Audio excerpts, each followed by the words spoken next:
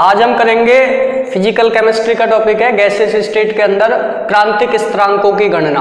किसकी? क्रांतिक स्थिरांकों की गणना। तो हम यहाँ पर पॉइंट डालते हैं हमारा क्रांतिक स्थिरांकों की गणना। ठीक है, तो देखो हमारे जो क्रांतिक स्थिरांक है वो कौन कौन से होते हैं वो हम जानते हैं। क्रांतिक स्थिरांक टीसी होता है, पीसी होता है और वीसी। ये तीन क्रांतिक स्थिरांक है, क्रांतिक ताप, क्रांतिक दाब और क्रांतिक आयतन। ठीक है, अब देखो हम क्या कहते हैं कि क्रांतिक बिंदु पर जो आयतन होता है वो क्रांतिक आयतन होता है, जो ताप होता है वो क्रांतिक ताप होता है और जो दाब होता है वो क्रांतिक दाब होता है। तो मैं यहाँ पर क्या लिख सकता हूँ? क्रांतिक बिंदु पर,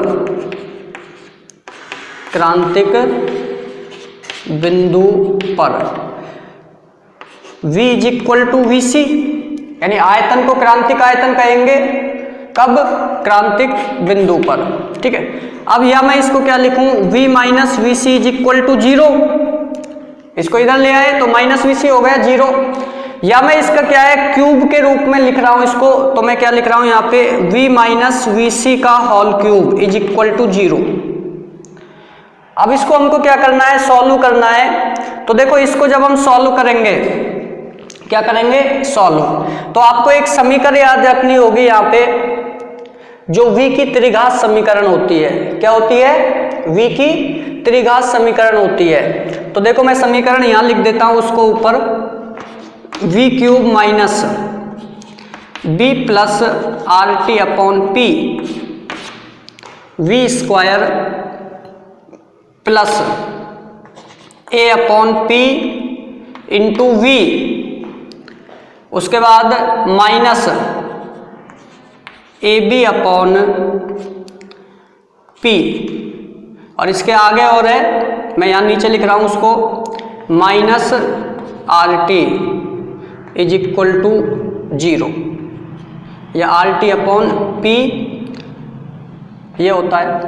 ठीक है, तो ये हमारा क्या है? ये माइनस का साइन यहाँ पे है, इसको V का त्रिघात समीकरण कहते हैं। ये आपको ध्यान रखनी होगी, जो कि वंडर वॉल गैस समीकरण के जो समतापी वक्र हैं वहां पर प्राप्त होती है। ठीक है, तो देखो यहां पर मैं क्या लिखूंगा, इसको सॉल्व करें तो क्या आएगा हमारे पास? V cube minus 3VC V square plus 3VC square V, और उसके बाद हमारे पास आया प्लस, उसके बाद क्या आएगा? माइनस आएगा, सॉरी माइनस का चिन्ह VC क्यूब। इसको मैंने कह दिया समीकरण नंबर 2, और इसको मैं कह रहा हूं, या एक ही कह दो इसको, चलो उसको हम याद रख लेंगे। ये समीकरण एक हमारे पास आ गई। अब देखो ये जो समीकरण है और ये जो समीकरण है दोनों एक दूसरे के समरूप समीकरण है, तो इनके घटकों की हम क्या कर देंगे? तुलना कर देंगे। क्या कर देंगे? घटकों की तुलना कर देंगे यहाँ से। तो देखो घटकों की जब तुलना करेंगे यहाँ से, तो आपके पास क्या आएगा? यहाँ पे देखो V क्यूब से V क्यूब बढ़ जाएगा, तो आपके पास क्या बचा? 3VC V square B plus RT upon P V square. ठीक है, तो यहां पर हम पहले क्या है ये लिख देते हैं, समीकरण 1 व V की त्रिघात समीकरण एक दूसरे के समरूप हैं, एक दूसरे के समरूप हैं, अतः दोनों के घटकों की तुलना करने, या लिख दें अतः दोनों की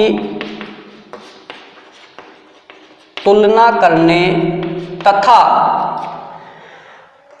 तुलना करने के बाद क्या करोगे आप? T व P के स्थान पर, जहां भी समीकरण में तुलना करने के बाद घटकों में T और P आता है, उसके स्थान पर TC व PC रखने पर, यानी कि सामान्य ताप और दाब की जगह क्रिटिकल ताप और क्रिटिकल प्रेशर रखना है, TCPC। ठीक है, तो देखो तुलना करें इसकी, तो क्या आएगा हमारे पास?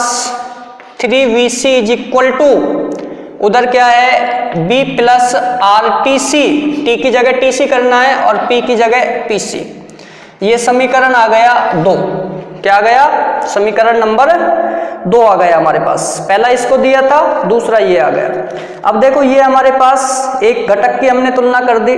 अब दूसरा घटक क्या है, देखो दूसरा घटक ये रहा, देखो यहाँ पे v स्क्वायर से v स्क्वायर चला जाएगा। दूसरा घटक है a upon P into V. तो देखो यहाँ पर ये दूसरा घटक रहा 3vc स्क्वायर v, तो v से v कैंसिल हो जाएगा, क्या बचेगा 3vc square is equal to a upon P. इस वाले v से ये वाला v हट जाएगा यहाँ से, तो a अपॉन पी बचा। तो इसको हमने कहा p की जगह pc, और समीकरण नंबर 3, ठीक है। अब देखो इसके बाद हमें तीसरा घटक देखना है। तो देखो तीसरा घटक हमारा vc क्यूब है। क्या है, vc क्यूब। तो ये जो, अच्छा ये वाली राशि देखो यहाँ पर हम लेके आ चुके हैं RT अपॉन पी, ये हट जाएगा यहाँ से, ये इज इक्वल टू 0, ठीक है।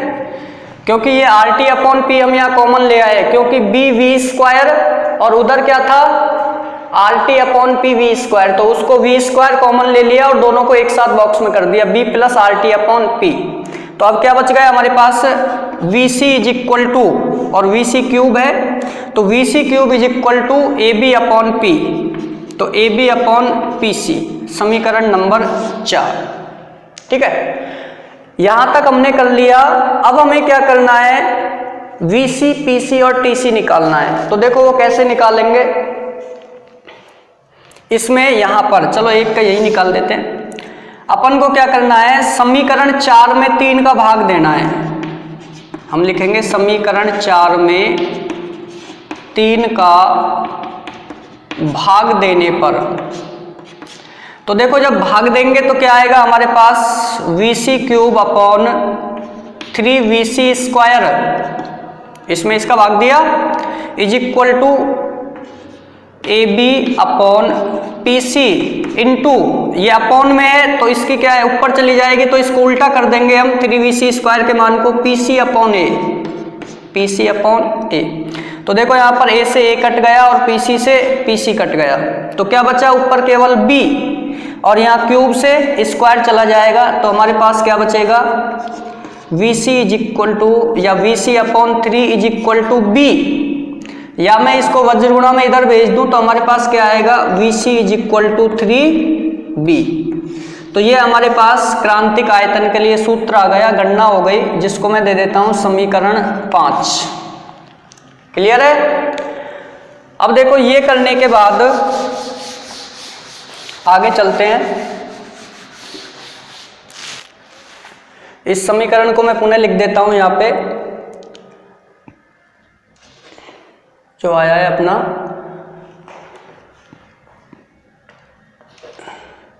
Three VC is equal to B plus RT upon RTC upon PC, ये काम आएगा, इसलिए मैंने फिर से लिख दिया है समीकरण 2, ठीक है।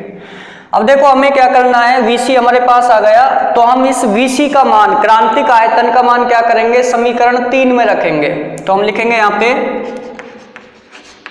समीकरण 3 में VC का मान रखने पर, तो देखो मान रखेंगे तो क्या आएगा हमारे पास, इसको मैं 3VC स्क्वायर को नीचे भेज देता हूं और PC को इसकी जगह ले आता हूं, तो क्या फॉर्मूला हो जाएगा, PC is equal to A upon 3VC square, ये बन जाएगा। अब इसमें VC का मान रखना है, तो PC is equal to A upon 3 into 3B का होल स्क्वायर, क्योंकि VC क्या है, VC is equal to 3B है, तो ये वैल्यू यहाँ पर रखेंगे VC की जगह, तो 3B का स्क्वायर, क्योंकि VC का स्क्वायर है। तो हमारे पास क्या आएगा, PC is equal to A upon, ये क्या हो जाएगा 9 और B का B स्क्वायर, तो हम क्या लिख देंगे 3 इंटू 9B स्क्वायर, तो इसको गुना करेंगे तो ये हो जाएगा आपका 27B स्क्वायर, ये तो 9B स्क्वायर हो गया, इंटू 3 करेंगे तो 27B स्क्वायर हो जाएगा, ठीक है। अब देखो ये करने के बाद ये हमारे पास PC का मान आ गया, किसका आ गया, PC का, समीकरण नंबर 6, ठीक है। और लास्ट हम क्या करेंगे, जब हमारे पास VC और PC का मान आ गया 5 और 6 में VC और PC आ गया तो TC निकालना है। क्या निकालना है? TC। तो देखो इसको कैसे निकालते हैं, मैं इधर से हटाता हूं ये,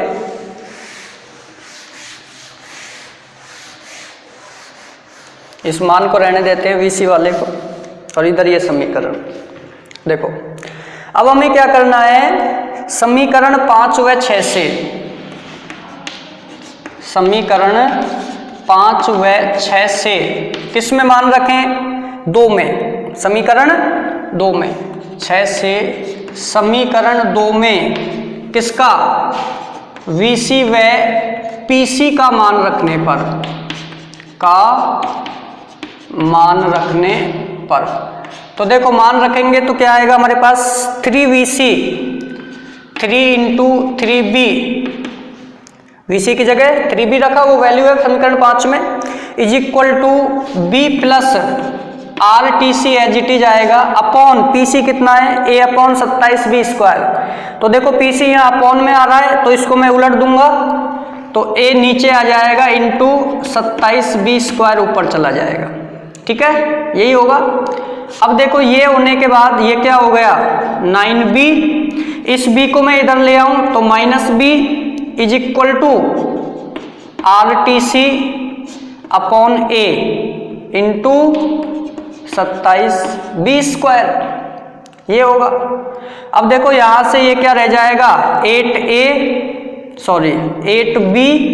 is equal to RTC upon A into 27B square, या मैं इसको वज्र गुणा कर दूं इधर तो क्या हो जाएगा, 8AB is equal to RTC into 27B square, या हमें क्या चाहिए, TC।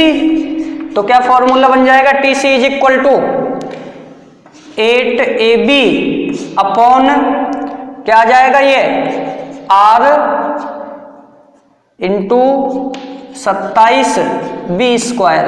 तो देखो स्क्वायर से ये भी एक कैंसिल हो जाएगा तो क्या बचेगा, TC is equal to 8A upon नीचे क्या बच रहा है, 27RB। तो ये जो समीकरण हमारे पास आया, समीकरण नंबर 7, इससे हम TC का मान ज्ञात कर सकते हैं। तो कैसे होता है, ये सारी कैलकुलेशन हमने विस्तार से देखी है। TC is equal to 8A upon 27RB, समीकरण नंबर 7। तो इस तरह से हम तीनों क्रांतिक स्थिरांक ज्ञात कर सकते हैं। ये हमारा VC फाइंड आउट हो गया समीकरण 5 में। समीकरण 6 में हमने PC निकाल लिया और समीकरण 7 के अंदर हमने TC को ज्ञात कर लिया, यानी गणना कर ली।